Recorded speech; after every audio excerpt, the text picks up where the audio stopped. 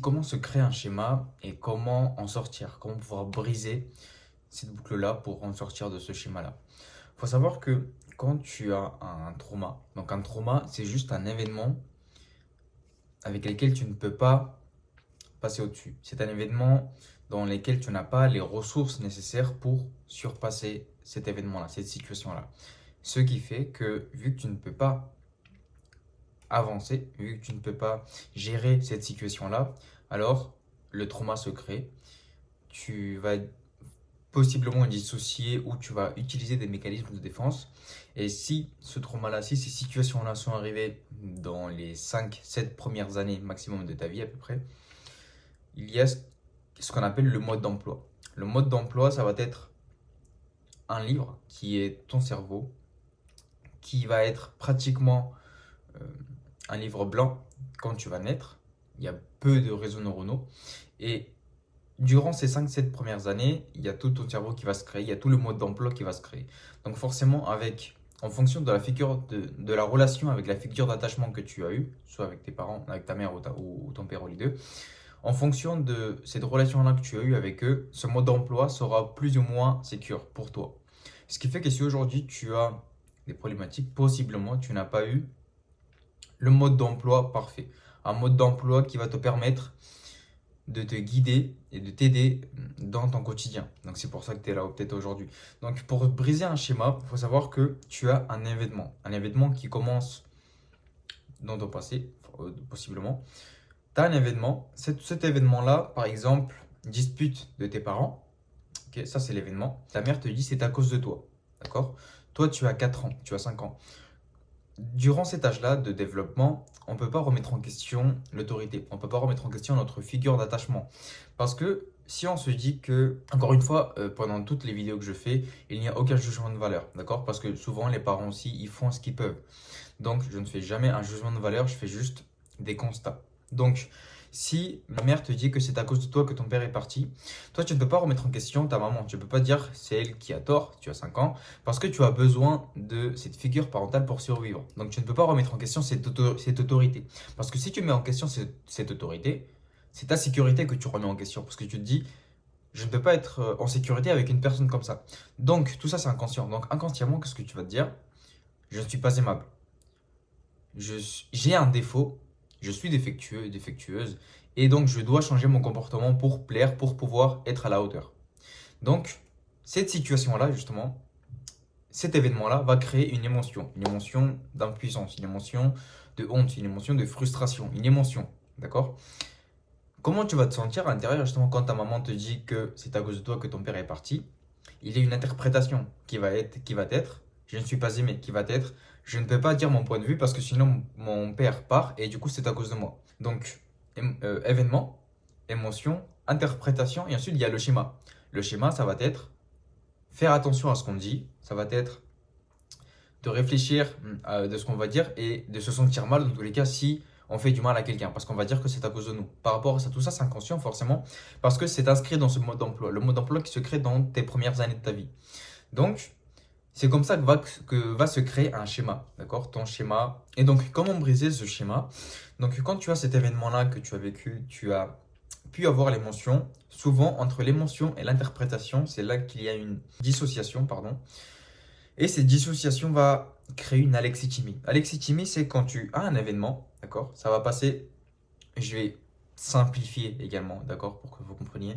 Ça va passer dans ton cerveau émotionnel, d'accord, ton cerveau limbique. Tu vas avoir cette émotion, cette information de l'émotion que tu vis, et tu peux la transmettre au cerveau rationnel. Une fois que tu fais ce passage-là entre le cerveau limbique et le cortex, tu vas pouvoir exprimer, interpréter ce que tu ressens. Je ressens de la frustration parce que si, parce que ça.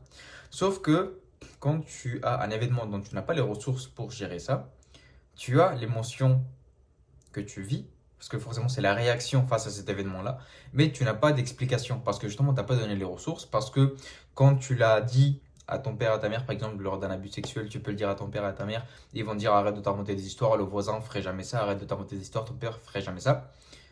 Toi, tu vas le somatiser, tu vas le garder pour toi parce que tu comprends que personne ne peut t'écouter et que ce n'est pas valable, ce n'est pas une excuse valable. Donc, tu vas le garder pour toi, tu vas le somatiser.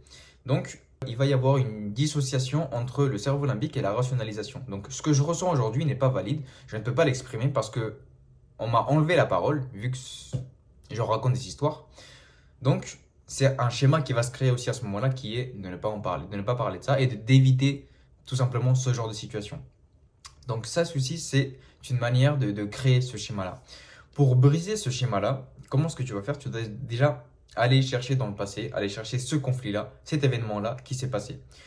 Il faut d'abord l'accepter objectivement. Objectivement, qu'est-ce que ça veut dire? Ça veut dire d'accepter que tu as vécu ce trauma-là, que tu as vécu la situation où tes parents s'engueulaient tout le temps et qu'on te disait que c'est à cause de toi. Ça, c'est l'événement. Il faut le voir objectivement, la réalité. Qu'est-ce qui s'est passé? S'il y avait une caméra qui filmait, qu'est-ce que tu verrais? Okay. Ensuite, il y a l'interprétation que tu vas faire de ça.